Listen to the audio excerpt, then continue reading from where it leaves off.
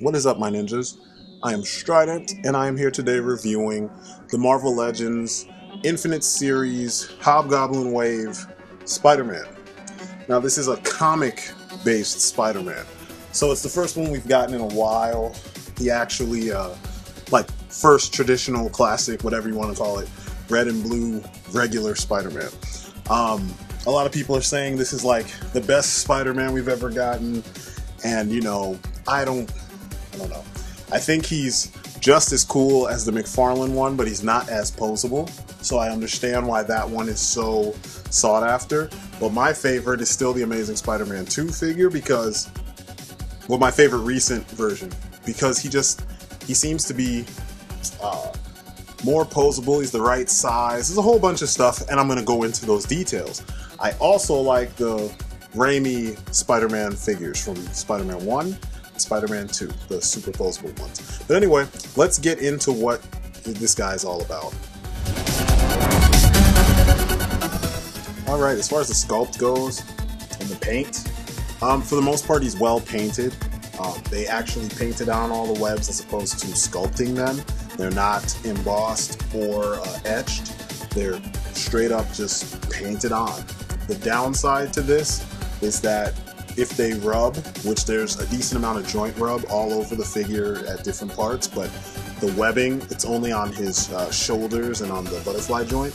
When you move that around, you get paint rub, and you end up losing some of that webbing paint. But as far as his, I don't know, the eyes are nice and white, the blue is bright. They still left the pegs on the arms and legs different colors. Excuse me, it's most visible on his arms. As far as the sculpt goes, he's on the tall side, and how do I put this?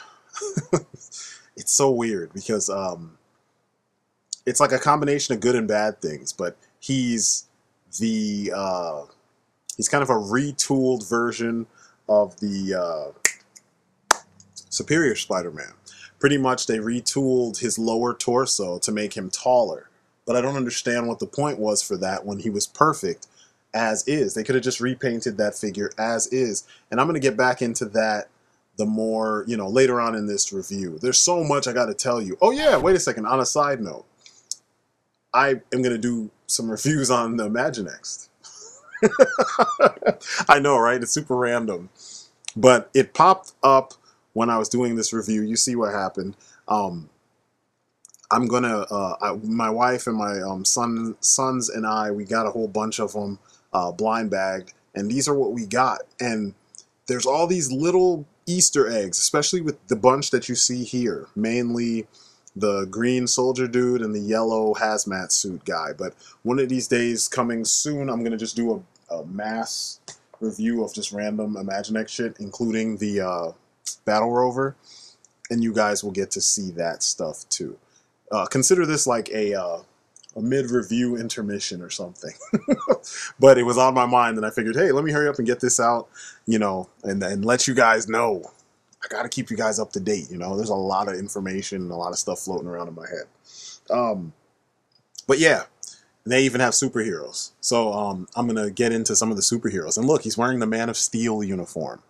It's pretty dope. But anyway, he has this strange, it's like a lanky, deformed kind of, I don't know. It's kind of weird. Like I said, there's so much I want to say. But, you know, he's got the elongated torso. He's got kind of big hands, but I like that because I always figured he would be kind of the awkward body character, you know, because he's not supposed to be cool. So yeah, if he's in shape, he still might be awkward in the costume with big hands and big feet, you know. But, you know, when you're posing him and it's like kind of standing poses, kind of simple. I don't want to say vanilla poses because I'm not talking about just standing still. I just mean simplistic poses. He looks pretty cool, you know.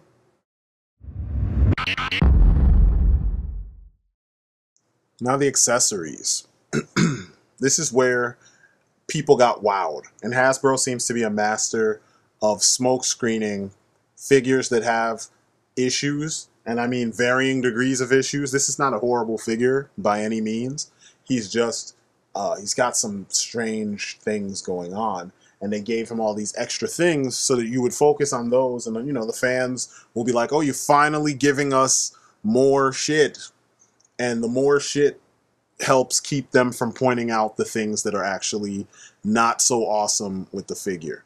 The thing that I said earlier about the torso is a main issue with this guy. I don't really like the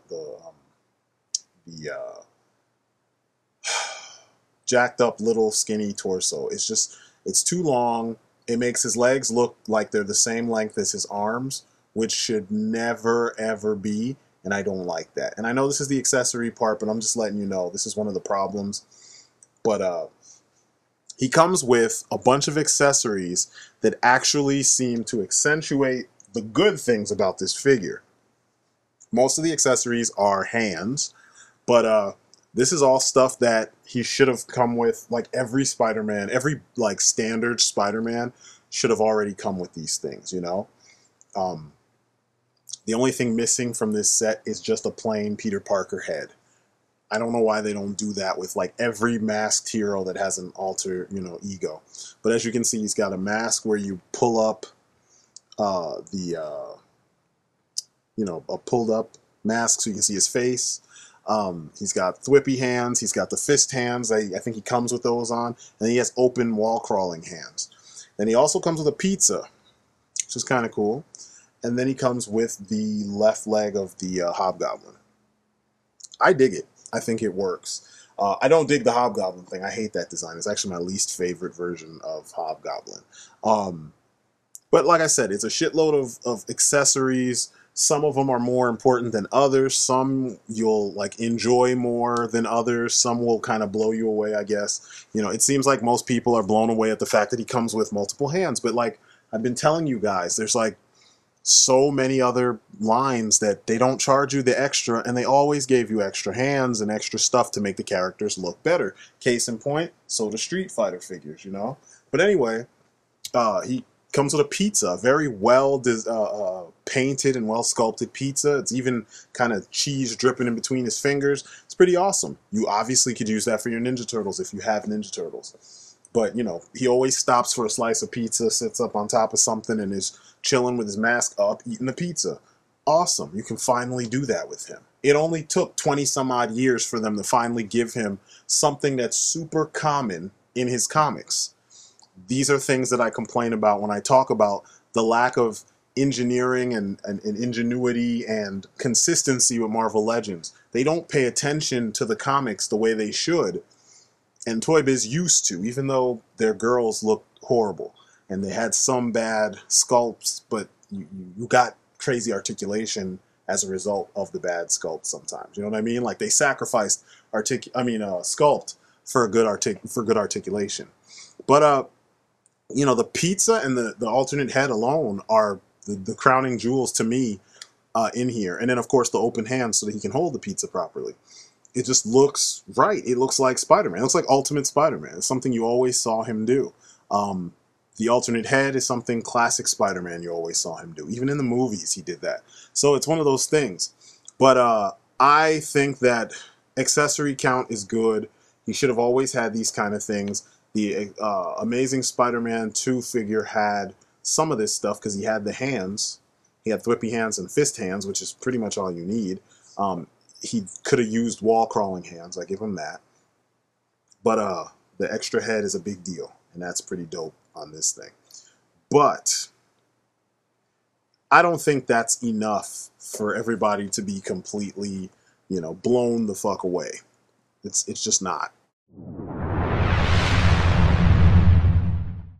A lot of what people are so blown away with this new guy, it's stuff that these other guys blow him out of the water with some of the same things. Now, don't get me wrong. The accessories are awesome, like I said before, but he's Spider-Man, so articulation is paramount. A lot of the Marvel Legends regulars, they just somehow forgot that he needs to be posable, like really posable, not just a kinda, like you can kind of pull off stuff with him. He needs to be able to do shit. I mean, even the Marvel Select version has some posability aspects that are better than this figure. I mean, number one, I mean, he's too big, but it's Marvel Select, so you already know that's going to be a problem. But in the leg department, Spider-Man squats and stoops and crawls, and you know, these are things that he needs to be able to do properly. And yes, you can kind of do that with this figure, but it doesn't necessarily look natural. In some ways, because his how do I put this? In the hip area, it's like from the waist down, there's all these little issues for me. And it's, excuse me, it's something that's been going on more and more and more with the current Marvel Legends. None of them have the free range of motion that we're used to. Most of them they may as well have wide jointed hips, because they're always like restricted in the hip area, even when there's nothing there, you know, no sculpting. I mean, look, you can totally see the actually I'll cut to them all standing up side by side so you can see what I'm talking about. You can totally see the curvature of the hips inside the T-jointed crotch. There should be no restrictions, right? None whatsoever. And you're looking at two other figures that have nice T-jointed hips, and they should be able to move. Number one, because of the height difference with the weird torso, he just looks weird. That's one weird thing. But they made the hips go in further. So, where characters like, you know, any SH Figure Arts, which is something I love, all across the board, if you get an SH Figure Arts, they have generally the same range of motion. Give or takes one or, you know, two little parts. Why is it that a Spider-Man figure could only go that far with his legs? I mean, that's a big deal, and a lot of people didn't point. It's a big deal on dynamic characters, like a Batman figure that can't kick, not good. Captain America who can't kick, not good. A Spider-Man who can't spread out, you know, and stoop and all that good stuff, and squat, not good, because those are signature poses for the character. And here we go with a freaking, you know, $20-something figure, and he can't, and it's Spider-Man, and he can't do what a spider can. You know what I mean? He's having problems with something as simple as the splits. Why do they feel the need to give us the butterfly joint in the shoulders, but then take away the freedom that he used to have in the legs? You know, and I don't even expect him to have like a ridiculously low squat like the SH Figure Arts. I want it to be just as much as the Superior and Amazing Spider-Man. I mean, War Machine from Iron Man 2 can do the splits further than almost all of these Spider-Man figures. War Machine. I mean, look at all the sculpting on this guy, especially around his thighs and everything. And Spider-Man can't do that. The newest Spider-Man with all the new tech and all the new, you know, with the CAD software and all the stuff that people are doing right now, making figures. Third parties, everybody making figures. And they all make their figures with a better range of motion than this. And you've got a whole community of people that are just standing behind these figures like, oh, he looks really cool. I get it. He looks good. But can he do the things that I want my Spider-Man to do? You know, like this. Amazing Spider-Man 2, no problem. I mean, you have to kind of fiddle with his feet because his feet won't lay flat. But you can get him to squat and look like Spider-Man, just like the Spider-Man 2 one, which was perfect when it came to this. He could squat the most. He could stoop the most. That's the best you can do with this Spider-Man. You can't really do better than that. That's kind of unacceptable right now, especially for the price. You know what I mean? People say, oh, it's a $20 figure, because like $20 is so cheap. It's $20 on a piece of plastic that's supposed to do specific things. My SH Figure Arts figure, this is not a Akiba Red pose, but he can easily assume the pose, and many others. This is one of those things that I'm saying that, like, there should be an engineering, like a standard level of engineering all across the Marvel Legends figures that, like I said, it's all across so that they can do just about whatever they need to do. If they need to hold a machine gun with both hands, they should be able to do that. If they need to squat, they should be able to squat. If they need to, like, get down and hug cover or something, they should be able to do that because they have enough joints to do the poses that we want them to do. We should not have to be tweaking our figures. We should not have to, buy another brand because this brand that we've been with for so long is not doing all this stuff. But this is where we're at with them. You know what I'm saying? Like, they just don't do things that we need them to do all across the board. Still using old figures. I mean, in this case, they're not, but, with like, what's his name? Iron Fist. That's an old body we should never see right now. We shouldn't see that old Bullseye body ever again. The old Havoc body, and we're still seeing it. So, like, just about every Spider-Man figure I have, and then all my Japanese figures, can assume Spider-Man poses better than the newest Spider-Man figure from Hasbro. That doesn't make any sense, And just to drive the point home for those who think I'm just hating, I'm going to show you a little bit more about his articulation and what he can't do. So, his head is on a ball joint with a hinge, so his ability to look left and right is perfect. He can look up a little bit, he can look down a little bit, there's no problems there. He's got the ball socket in the butterfly joint, so up at the side is fine. He's got double jointed elbows as well as a bicep swivel, of course. This is all standard Marvel Legends fare. It's a little stiff though, so you got to work it out. Obviously, you twist at the hand, you can remove the hands, and he also has a hinge, so he can thwip properly. Probably would be awesome for people who do stop motion. When you get into moving this joint here, the butterfly,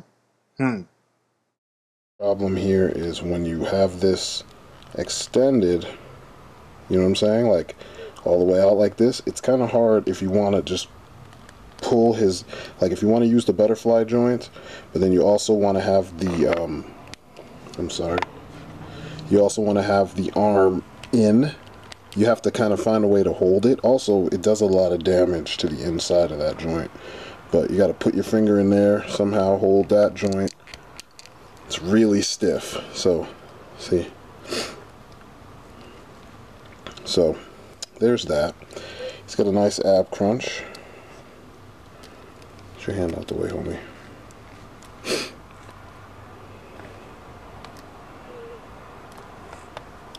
The waist cut looks kind of funky when you use it, but it's a toy, it's meant to be played with, so who cares. Legs go up this much forward. They only go out this much to the side, which is fucking unforgivable for a Spider-Man figure, like I said before. There is a bicep swivel here. Knees bend because of double jointed knees. He's got the hinge for the point, pivot, and they go up this much, down that much. So it's actually pretty basic, barring the butterfly joint in his shoulders. So I wouldn't call that the best Spider-Man figure ever. Now I will say that in comparison to the original Amazing Spider-Man to Spider-Man figure, the sculpt kind of holds together a little bit better around the shoulders because they found a more pleasing, aesthetically pleasing joint that hides it maintains the sculpt and still gives you the ability to use it. But on the flip side, it still has the same issues with utilizing the actual both joints. You know what I'm saying? You lose one because it scratches so much, and and then there's the fact that he's just so much taller than what I want Spider-Man to be. I mean, you can't really tell here because, or maybe you can. I didn't have him standing up exactly straight. Let me stand him up straight so you can see the difference, because he's got this elongated torso. Look at that. It shouldn't be like that. Matter of fact, this might be the second time that I'm doing this, but I just want to drive the point home. Certain characters have always been around a certain size, and then all of a sudden I mean, like, look at that. Same. Actually, I'll put these two close so you can see what I'm talking about. It's supposed to be the same character. These two are mostly the same figure. And you're still having issues as far as height because they elongated the lower portion of his torso. I'm not feeling it. I think it's an okay figure. It just doesn't really fit when it comes to what I want Spider-Man to be. So he might be the one that sits on the shelf next to the Marvel Select one because they're both they're out of scale. I'm not even gonna.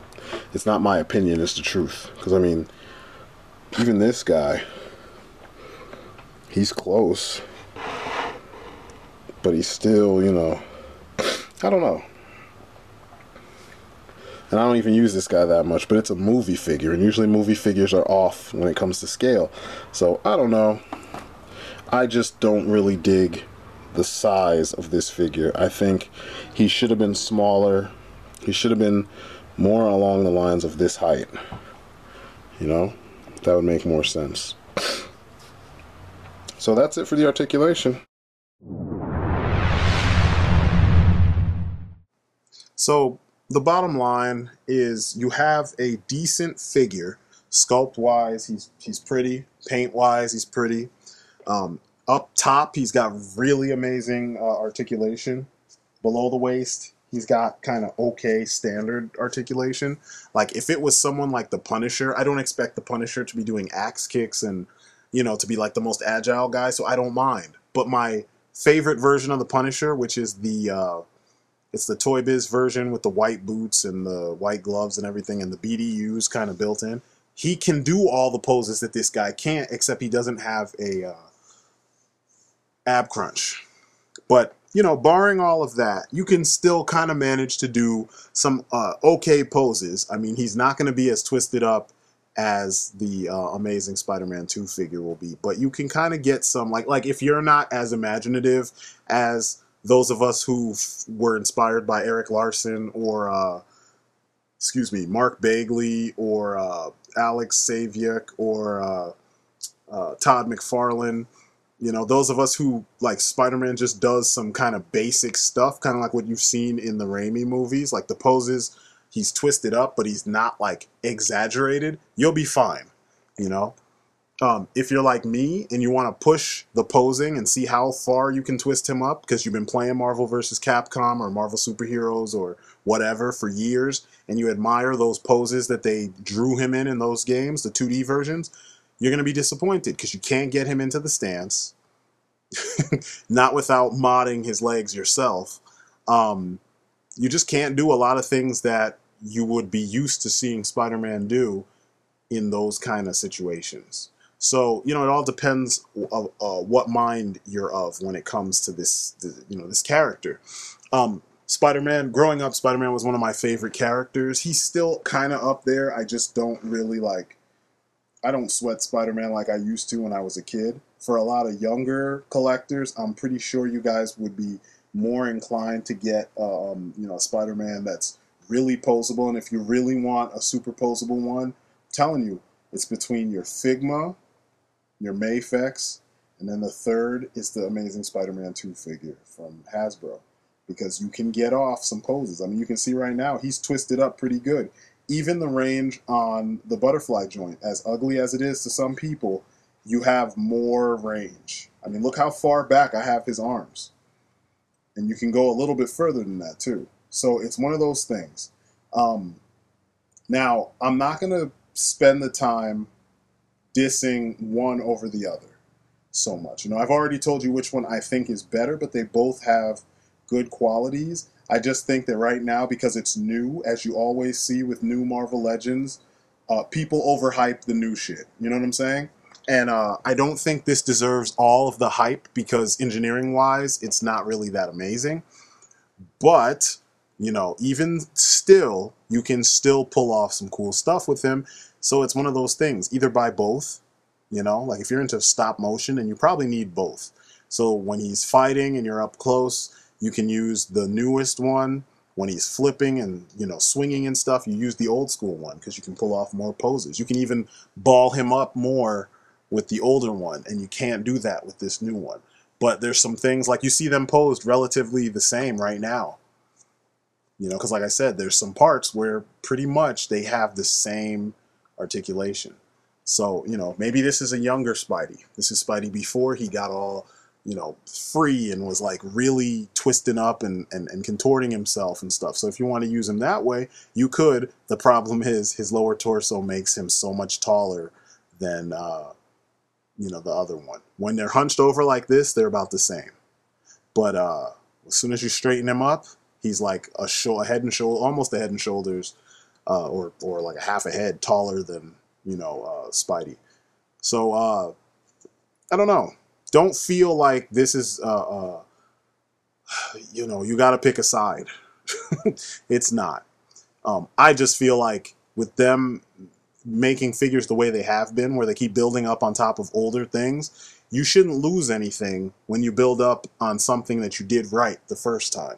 You know, you just round out what you were lacking in the first time, you know? And there's things they did on this, on the Superior Spider-Man body, which came out the same time as the Amazing Spider-Man body, that I think were already perfect. If they had kept all that exactly the same way, then we would have had a better Spider-Man figure. It's just, you know, my basic opinion on the figure. I mean, some of you might, I don't know, most of you believe what I'm saying. You understand I'm pointing out factual things. I mean, you know, from the looks of the figure, if you just look at it and he's standing on a shelf, literally standing in a vanilla kind of pose, he looks like he's perfect. As soon as you start moving him around, that's when all the flaws start showing up. You know, there's room for a lot of improvement when it comes to engineering, because the sculpt is already there. All they need to do is engineer the shoulder joint better so that it's smooth and it's easy to move, because there's no ratchets, but it's difficult to move. So you have a heavy shoulder joint, and then you have a butterfly joint, but the two don't work in tandem unless you really work at it. And while you're working at it, you're putting stress on that joint, and if you break it, you're kind of screwed if you break either of them. You know what I'm saying? Either of those joints. But, you know, like I said, he's not a horrible figure. He's fun to pose, fairly easy to pose when you get everything straightened out. If you have, you know, stands and whatnot, then you'll be able to do all kinds of things with him. And, you know, you won't be necessarily disappointed. You will be disappointed, though, if you have the previous figures and you're seeing that the engineering of the past 10 years or so, well, let's say 8 years, the past 8 years, is better than the engineering of today when it comes to Marvel Legends. And that's, you know, the long and short of it. So anyway, that's my story and I'm sticking to it. Thanks for listening, and I will catch you on the next video. Peace outside.